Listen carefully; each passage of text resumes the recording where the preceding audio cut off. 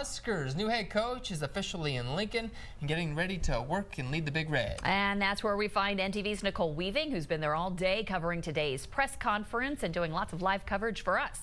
Nicole, perhaps the biggest question for many Husker fans revolves around the future of Mickey Joseph because he was instrumental in the finish for the season for Nebraska.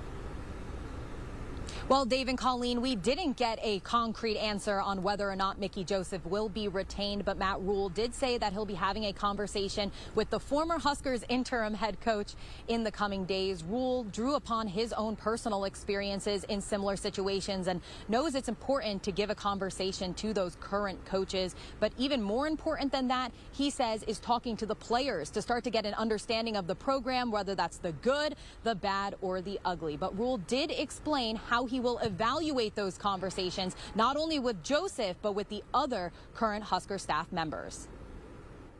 To me, it all comes down to fit. You know, people have to want to be here, number one. They have to want to be in the role that they're in.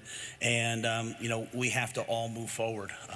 When I've not had success, it's when, you know, some people are pulling in one direction. There will be a very clear vision, a very clear process for how we do things within the walls of the football program and, you know, within the X's and O's. And so, any staff member that's bought into that, I'd love to talk to. And I agree. I think Mickey did a fantastic job. And I've known Coach Joseph for a while before that, not personally, but professionally. Excellent recruiter. Players love him. So I'm anxious to have a chance to visit with him and the rest of the staff.